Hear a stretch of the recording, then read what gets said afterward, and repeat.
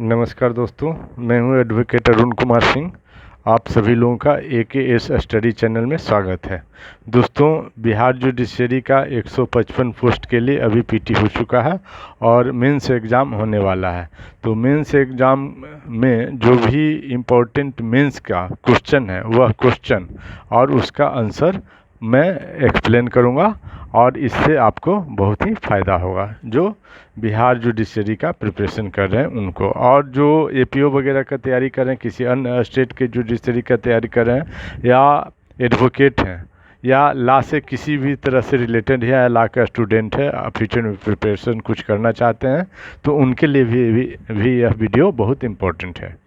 अब बताते हैं दोस्तों कि मेंस रिटन एग्जामिनेशन में BGS में क्या क्या सिलेबस आता है। तो कंपलसरी पेपर के रूप में general knowledge including current affairs 150 marks का आता है। एलिमेंट्री जनरल साइंस 100 मार्क्स का आता है। जनरल हिंदी 100 मार्क्स का आता है, जिससे 30 मार्क्स क्वालिफाइंग है। जनरल इंग्लिश 100 मार्क्स का आता है, जिसमें कि 30 मार्क्स क्वालिफाइंग है। और पाँचवा है लॉ का पेपर, जिसमें लॉ ऑफ एविडेंस आता है।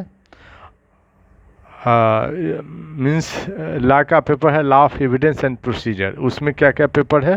तो इसमें 5 पेपर है। Law of evidence, civil procedure, law of evidence 1872, civil procedure code 1908, arbitration and conciliation act 1996, criminal procedure code 1973 and provincial small cause courts act 1988। अब है दोस्तों कि ऑप्शनल पेपर टोटल 5 है, जिसमें कि 3 आपको चूज करना है, सिलेक्ट करना है। वही 3 से क्वेश्चन आपको दिए जाएंगे। तो पहला option paper constitutional law of India and England. तो कॉन्स्टिट्यूशनल लॉ ऑफ इंडिया में आता है गवर्नमेंट ऑफ इंडिया एक्ट 1935, जिसका कि 80% इंडियन कॉन्स्टिट्यूशन में जो कहते हैं रख दिया गया है।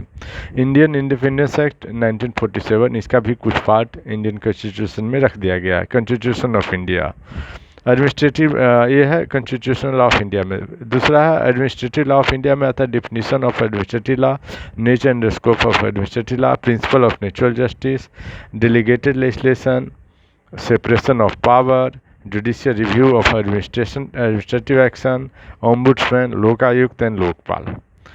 दूसरा सब्जेक्ट है ऑप्शनल में हिंदू लॉ या Mohammedan law, Hindu law and Mohammedan law, जिसमें है कि sources and different branches.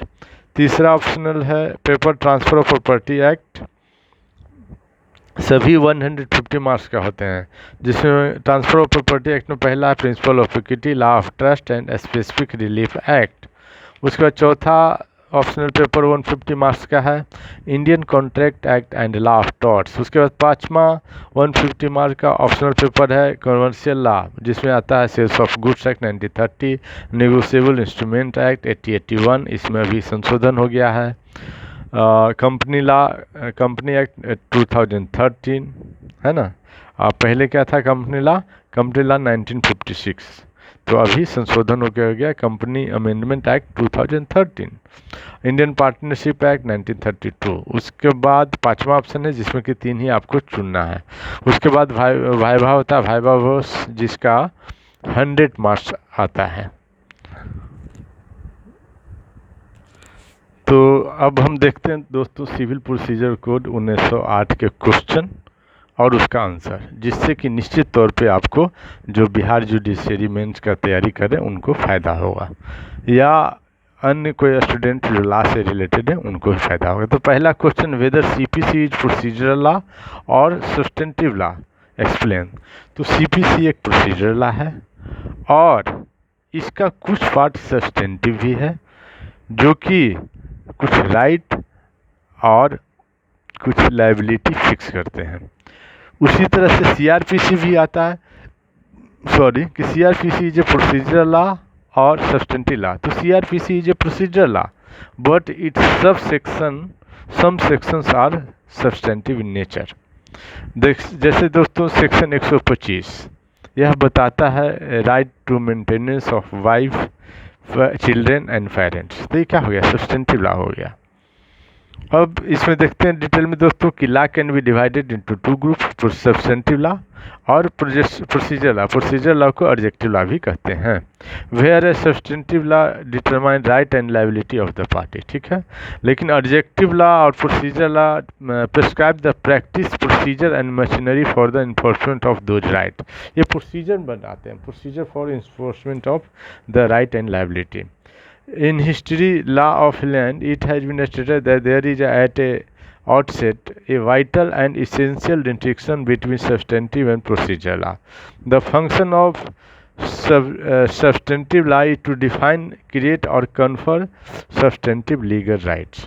Substantive law के क्या काम है? राइट देता है, क्रिएट करता है और या लाइबिलिटी क्रिएट करता है और लीगल ड्यूटीज भी बताता है। लेकिन procedure law, the function of procedure law to provide the procedure to enforce the right and liability, ठीक है। और एक the function of procedure law to provide the machinery या प्रोसीजर और the manner in which the legal right और status और legal duties may be enforced और recognised by a court of law और अदर रिकॉग्नाइज्ड और properly constituted tribunal, ठीक है। Procedure बताता है कि लीगल राइट कैसे इन्फोर्स होगा, लायबिलिटी कैसे इन्फोर्स होगा। ये प्रोसीजर लॉ का काम है। Procedure law is thus an adjunct और an accessory to substantive law. क्या है? एसेसरी, सहायक लॉ है सब्सटेंटिव लॉ का। The two branches are complementary to each other, दोनों एक दूसरे के पूरक हैं, एक के बिना दूसरा काम नहीं चला। राइट दे दिया, उसको इन्फोर्स करने का तरीका नहीं बताया तो बेकार है। इन्फोर्स करने का तरीका बताया, कुछ राइट नहीं दिया तब भी बेकार है। तो दोनों एक दूसरे के पूरक हैं, एक दूसरे के बिना काम नहीं चलेगा। The two branches are complementary to each other and independent and the interplay between them often conceals what is substantive law, what is procedural law. Substantive law क्या है और procedural law क्या है? It is procedural law which puts life into substantive law by providing a remedy. Procedural law ये जो remedy provide करता है, जो procedure provide करता है enforce करने के लिए substantive law को, और it is procedure law that puts life into substantive law, ठीक है, by providing a remedy and implements the well known maxim ubi jus ibi remedium. जहाँ अधिकार है वहाँ उपचार भी है, अधिकार है तो इन्फोर्स भी हो सकता है वो। The Indian contract Act, the Transfer of Property Act, the Industrial Dispute Act and Indian Penal Code are instances of substantive law, ठीक है। While the Indian Evidence Act, Limitation Act and Code of Civil Procedure and Code of Criminal Procedure are instances of Procedure Law। ये क्या है? Code of Civil Procedure 1908 एक Procedure Law है, लेकिन इसका कुछ पोर्शन जिसमें कि अधिकार दिया हुआ है, जिसमें सेक्शन में कि राइट एंड लायबिलिटी के बात करता, वो सिर्फ सब्सटेंशियल हो जाएगा। सेम मैटर है CRPC में भी। The Code of Civil Procedure is an adjective law. It is neither creates nor takes away any right. It is intended to regulate the procedure to be followed by civil courts. ठीक है, ठीक है दोस्तों। तो daily मैं question answer का series चलाऊंगा। ये आज पहला क्वेश्चन है मेरा और कल हम नेक्स्ट क्वेश्चन देखेंगे। इसी तरह से क्वेश्चन की संख्या डे बाय डे बढ़ाते जाएंगे। थैंक यू दोस्तों, बाय।